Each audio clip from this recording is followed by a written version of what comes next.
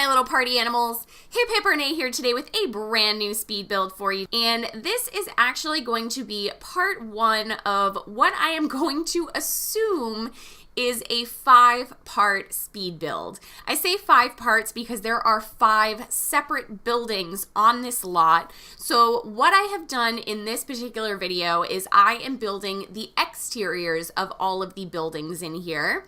And in the next few parts that will be coming out on my channel, we will be doing all of the interiors as well as the backyards and maybe a little bit more landscaping depending, you know, kind of just on what I'm finding and what is working for me. So we will see how many parts this video ends up turning out to be, but I do want to explain a little bit as far as what is going on here. So this video and this lot is called HOA Hell. And actually this lot in the gallery is not called HOA Hell, it's called HOA Heck, because apparently hell is a bad word that I'm not supposed to say. So I'm not allowed to put that in the gallery. I had to change it to heck because hell is not an appropriate word for the gallery. So just keep in mind if you do want to download this lot, it is not currently finished, but I did put just, you know, the exterior buildings in the gallery. So if you want to download them and furnish all of these homes yourself, that is something that you can do. Now, HOA Heck or HOA Hell, an HOA is a homeowners association. I do not know if homeowners associations are just a United States thing or just an Americas kind of thing. Let me know if you have homeowners associations in your part of the world. I'd be very curious to hear about it.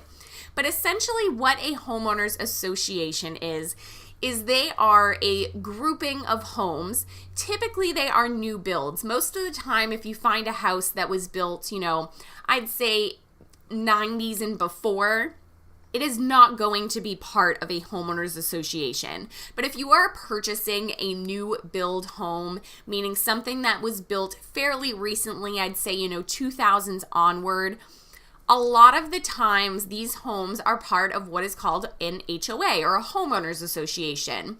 And what that does is it is a grouping of homes that when you purchase your home, on top of actually paying for your mortgage payment, you pay an HOA fee or a homeowners association fee.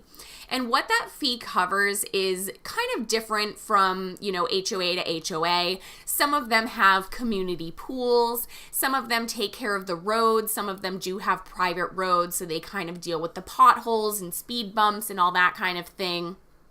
If you're in a gated community, sometimes you end up having a park or you have some little grassland type areas, and they do take care of that as well. And you basically pay into this association and you are able to use all of the convenient amenities that they have for you within the homeowners association. Now, with that sounds great, right? Like, who wouldn't want to live in a community that has a pool that you can use at any time and you don't actually have to clean the pool or put the chemicals in it or take care of it or anything like that? It sounds great.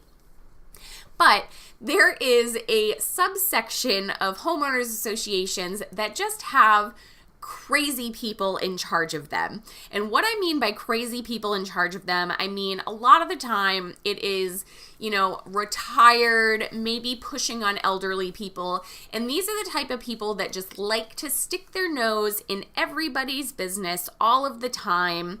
And there are some really crazy, extravagant rules for some of these homeowners associations.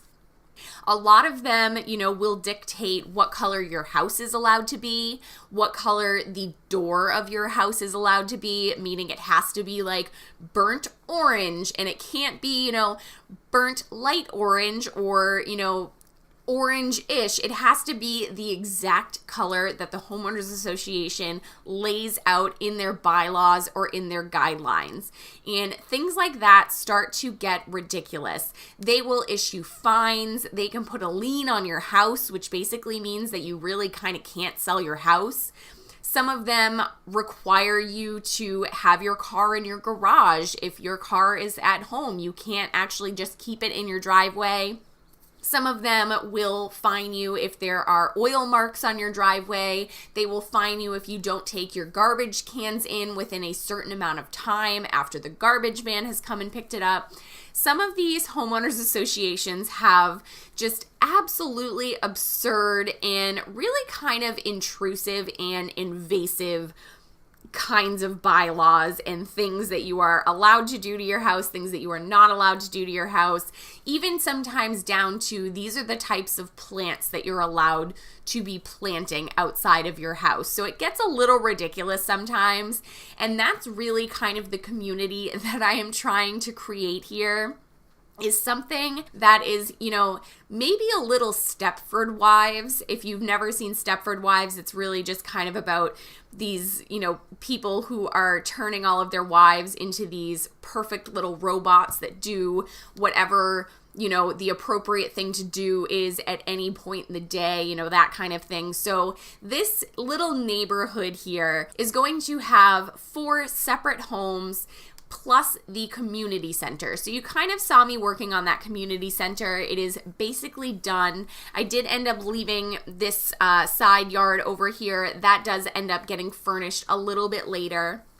But the community center does have the pool attached to it. In the back of it, there is a little gardening area. So that's kind of your community gardening area. And then inside of the community center, there's going to be, just a few different spots that your Sims can hang out that is not part of their home. So maybe there will be, a game room or a theater that's, maybe like kind of a daycare room or a homework kind of spot so the kids of this neighborhood can all hang out together and do their homework or what have you. But each of these houses is a little bit different, but they're all kind of built within the same vein of style, meaning they are all very, new construction suburban is what I was going for here. I really tried to make sure that the exterior of every single one of these buildings kind of, they're a little bit different, but they're all very similar to each other. So a lot of the windows are going to be the same from house to house. The colors all complement each other very well because that is a thing that you do see in homeowners associations a lot, is that you have to have your house be a specific color because they all want the neighborhood to, look nice and uniform and clean and put together and that kind of thing. So you'll notice a lot of these houses have basically the same shape. I mean, I started with the same sized box for essentially all of these houses and then just kind of played around with them as far as adding in, little bits and bobs sticking out of the house. Some of them have a porch in the backyard. Some of them have a sunroom instead. So maybe they all did start out a little bit more similar, but kind of as the years went on, they did get, a little bit different on the outside, whether it be someone, kind of closing in a porch or, changing out a few windows here or there. But you're going to notice from house to house, the stonework that is on each of the houses is all exactly the same. I did not switch up the stonework from house to house. I did switch up the colors, but you will notice that I used all of the same style swatches. So I started using these swatches from Cats and Dogs. I thought that was a really good one that had quite a few different colors, but they all work together and they're very cohesive and they look like they belong together. And then as far as using pillars or columns or anything like that, each of these houses does have columns on them, and you will notice that they all use the exact same column.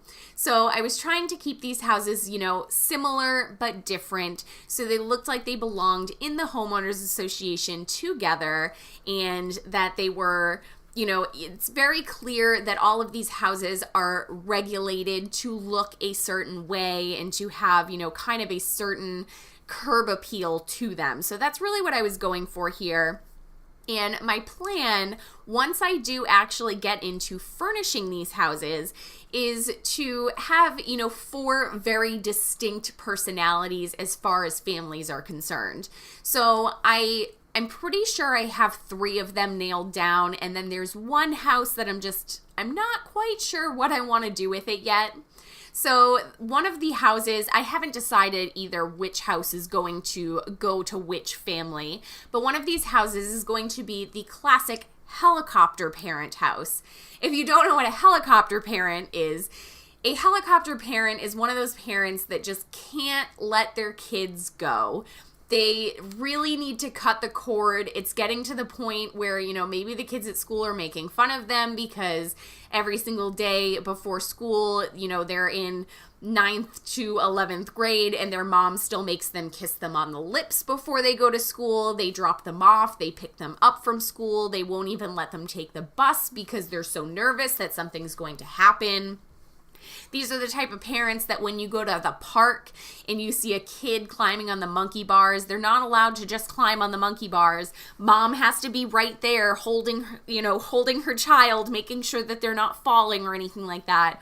It's the kids that are really just not allowed to live their life. So one of these houses is going to be the stereotypical helicopter parent.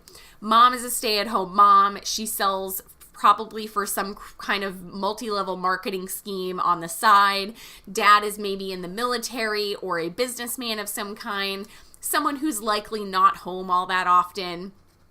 Another one of the houses is going to be the nosy elderly neighbors. So these are people who, have maybe retired into this homeowners association community and they stay home all day and all they care about is, what's the neighbor doing? What's the neighbor doing? What's the neighbor doing?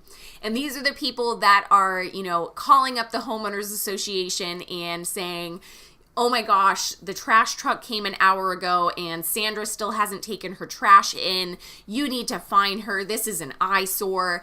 Just the really nosy, very intrusive neighbors that you really kind of don't want to have.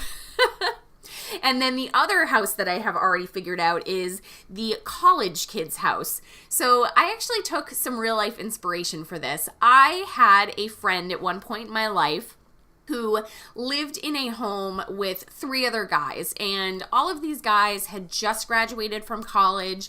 They were roommates. They had been roommates for a while, and they lived in this really, really nice community that was, kind of off on a back road. It was a dead end. It ended in a cul-de-sac, and they were part of a homeowners association. And most of the families in the area, or most of the houses in the area, were taken up by families. And there was just this one lonesome house of 20-something-year-old guys. And let me tell you that the other people in this neighborhood did not like that they had, first off, so many cars in their yard constantly. Not in their yard, but in their driveway. They didn't like it when they had people over for cookouts or anything like that. There was one point for 4th of July where we called the city and got permission to light off some fireworks in the yard. And we had gone around and, told all of the neighbors that this was going to happen. And someone still ended up coming out of their house in the middle of our little fireworks display, screaming that their kids were sleeping. Mind you, it was 7 p.m.